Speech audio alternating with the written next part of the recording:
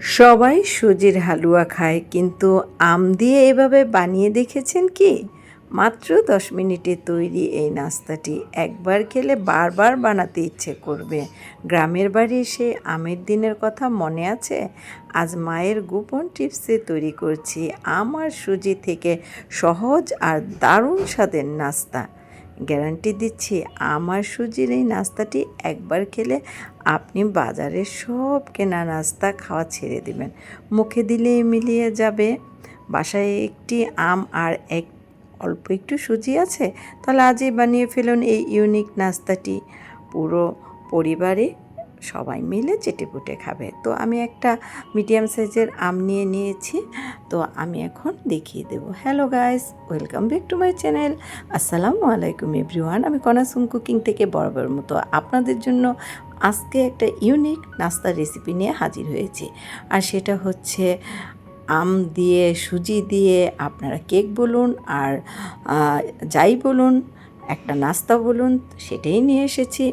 তো আমি কিন্তু এখানে একদম ঘরে পাতা 2 টেবিল চামচ টক দই দিয়েছি, আর 1/3 কাপ চিনি দিয়ে দিলাম, আর 2 চা চামচ কিন্তু আমি এখানে ঘি ইউজ করছি। আপনারা ঘি না থাকলে তেল দিতে পারেন, ঘি দিলে একদম হেলদি হয়। আর আমার এই রেসিপিটা কিন্তু একদম হেলদি একটা নাস্তা। আপনারা অবশ্যই ট্রাই করে তখনই বুঝতে পারবেন। তো তো আমি সুন্দর মতো করে ব্যাটারটা গুলে নিলাম, আর চিনিটাও এদিকে গলে গেছে, আর আমের যে পিউরিটা আমি বের করে রেখেছিলাম সেটা আমি দিয়ে দিলাম। তো দিয়ে আমার অনেকক্ষণ এটা ফেটে নিতে হবে। তো আপনারা কিন্তু কোথাও যাবেন না, দেখতে থাকুন আমি স্টেপ বাই স্টেপ কীভাবে আমি এই জিনিসটা বানাই। আর খাওয়ার কথা বলবো, অসম্ভব রকমের টেস্ট, মাশাল্লাহ। আমি না বানিয়ে কল্পনাও করতে পারিনি যে এত হেলদি আর এত মজাদার হবে।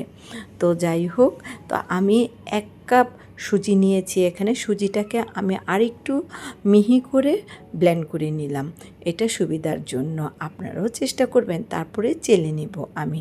তো চেলে নিচ্ছি, আর তার সাথে আমি কিন্তু এখানে 3 চা চামচ উঁচু উঁচু করে গুঁড়া দুধ দিয়ে নেব। আপনারা কিন্তু এখানে গুঁড়া দুধের সাথে কাস্টার্ড পাউডার ইউজ করতে পারেন। কাস্টার্ড পাউডারটা আমি ব্যক্তিগতভাবে অত বেশি পছন্দ করি না, তাই দিই নি। তবে স্বাদের কিন্তু কোনো হেরফের হবে না, বরঞ্চ কাস্টার্ড পাউডারটা না দেওয়াতে কিন্তু নাস্তাটা অনেক হেলদি হয়ে গিয়েছে। আর ঘিয়ের পরিবর্তে আপনারা তেল ইউজ করতে পারেন, কোনো সমস্যা নেই। তো দেখুন আমি এই যে মেখে নিচ্ছি, আর জাল করা কিন্তু আমি 1 কাপ দুধ নিয়ে নিয়েছি। তো একটু একটু করে দুধ দিব, আর সুন্দর মতো করে ব্যাটারটা আমি তৈরি করে নেব। অনেকটা কিন্তু কেকের ব্যাটারের মতো হবে। আপনারা কিন্তু আমার সাথে থাকবেন আর দেখতে থাকবেন, নয়তো কিন্তু মিস করে যাবেন। তো অনেক বেশি ফেটে নিতে হবে। যত ফেটে নেব আর ততই স্মুথ একটা ক্রিমি টেক্সচারের একটা ব্যাটার হবে। তো আমরা কিন্তু এটা কেকের ব্যাটারের মতো অনেকটা হবে, আর কেকের মতোই কিন্তু হবে। তো আপনারা দেখবেন আর বুঝে নেবেন। তো তো আমি সুন্দর মতো করে এটাকে একটু মেখে এখন আমি 10 থেকে 15 মিনিট রেস্টে রেখে দেব, কারণ এখানে সুজিটা দেওয়া হয়েছে। সুজিটাকে ফুলে যখন ডাবল হয়ে যাবে তখন আমি আবার চলে আসব। তো আমি চলে এসেছি, দেখুন। তো তো এরকম একটা ব্যাটারে পরিণত হবে। তো আমি কিন্তু এখানে আর 2-1টা উপকরণ ইউজ করব। সেটা হচ্ছে বেকিং পাউডার। এটা কিন্তু মাস্ট দিতে হবে, তাহলে সুন্দর একটা কেকের মতো হবে আর অনেক বেশি ফ্লাফি হবে। তো আর বেকিং সোডা আমি এখানে আধা চা চামচেরও অনেক কম একটু ইউজ করলাম। তো চেষ্টা করবেন দুটাই দিতে, অনেক সফট হয় আর অনেক বেশি সুন্দর ফুলে একদম ভিতরের অংশটা একদম কেকের মতো হয়ে যায়। তো আমি দেখলাম এখানে একটু দুধ লাগতে পারে, তো এই 2-3 চামচের মতো একটু দুধ দিয়ে নিলাম। তো পুরো 1 কাপ দুধ আমার লাগেনি। তো আপনারা আপনাদের পছন্দ মতো গুলে নেবেন। আর আমি গোলাটা বারবার দেখাচ্ছি এই জন্য যে আপনারা দেখে বুঝে নেবেন এর ঘনত্বটা কতটুক রাখতে হবে।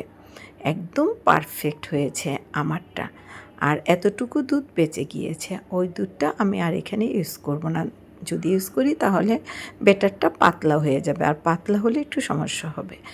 এখন আমি বলছি, এটা আমি এটা ইন্ডিয়ার ব্যাঙ্গালোর থেকে ইডলির একটা বাটি নিয়ে এসেছিলাম।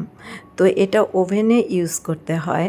তো আমি এটা দিয়ে ইডলি বানিয়েছি। ইডলি অনেক আপুরাই চিনেন, সব আপুরাই চিনেন, যাই হোক। তো আমি ইডলি এটাতে বানিয়ে অনেক সময় খাই। তো আজকে আমি ভাবলাম যে এত গরমে চুলার দিকে যাব না, তো আজকে যেহেতু এটা আমি ভাপিয়ে সিদ্ধ করে নেব, তো আমার চুলার পাড়ে তেলের ভাজার কোনো দরকার নেই। তো আমি এই জন্য আজকে এই বাটিটা নামালাম, আমি সম্পূর্ণটাই ওভেনে করে দেখিয়ে দেব। তো এই তো দেখুন, আমি সুন্দর মতো করে একটু একটু করে ডিস্টেন্স রেখে কিন্তু আমি ঢেলে নিচ্ছি। এই যে চামিচটা, এটাও কিন্তু বাটিটার সাথেই ছিল।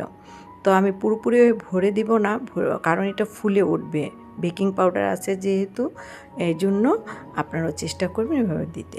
এখন বলবেন আমাদের যদি এটা না থাকে কি করে বানাবো, তারও কিন্তু অনেক বুদ্ধি আছে। এখন কিন্তু বাজারে ফ্রাই প্যান পাওয়া যায়, সেই ফ্রাই প্যানে কিন্তু চিতই পিঠার মতো সাজ বসানো থাকে।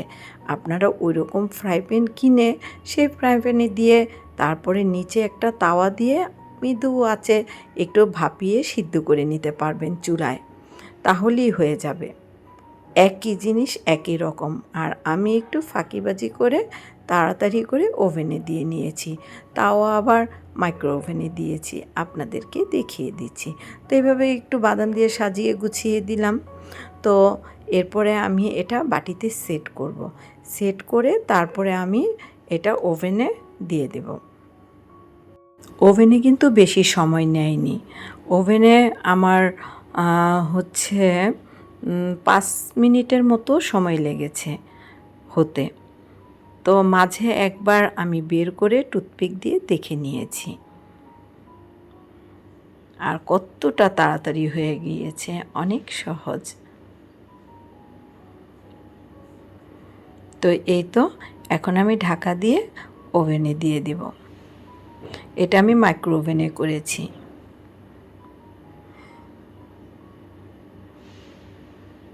এই তো, এখন আমি ওভেনটা স্টার্ট করে দেব। এই তো 5-6 মিনিট পর আমি ফিরে এলাম। তো দেখুন কতটা লোভনীয় আর সুন্দর হয়েছে। আমি একটা টুথপিক দিয়ে দেখিয়ে দিচ্ছি, ভিতরে কোনো লাম্পস নেই, কোনো নেই, শুধু মোটামুটি হয়ে গিয়েছে, অনেক সুন্দর করে হয়েছে। তো এই যে দেখুন, আমি তুলেও দেখে দেব। তো নাস্তাটি কেমন লাগলো কমেন্টে জানাতে ভুলবেন না। আর এমন ইউনিক সব রেসিপি মিস না করতে চাইলে এখনই কনাস হোম কুকিং চ্যানেলটি সাবস্ক্রাইব করে রাখুন। স্বাদে গল্প নিয়ে শেষ পর্যন্ত কিন্তু অনেক টেস্ট, আমি কিন্তু গপাগপ খেয়ে নিয়েছি। আমের সিজন তো চলছেই, তাই না? এই নাস্তাটি খাওয়ার পর আপনাদের কেমন লেগেছে তা কিন্তু জানাতে একদম ভুলবেন না, আর অবশ্যই বানিয়ে খাবেন। আরও একটি চমকপ্রদ রেসিপি চোখে দেখতে হলে অবশ্যই চোখ রাখতে হবে কনাস হোম কুকিংয়ের সাথে। কি সুন্দর করে তুলে নিচ্ছি দেখুন। তো আমি একটা চামচের সাহায্যে তুলে নিলাম, আগে তেল ব্রাশ করে নিয়েছিলাম, এর জন্য সুন্দর মতো করে উঠে আসলো। আমি তো চলে যাচ্ছি মজা করে খেতে, আপনারা ঝটপট বানিয়ে ফেলুন। আর কেমন হলো আমাকে অবশ্যই জানাবেন।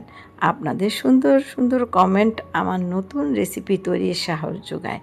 সবাই নিজের খেয়াল রাখবেন, আর সবাই কিন্তু ট্রাই করে দেখবেন অবশ্যই। দেখা হবে নতুন কোনো স্বাদের গল্প নিয়ে। সেই পর্যন্ত সবাই ভালো থাকুন। আল্লাহ হাফেজ।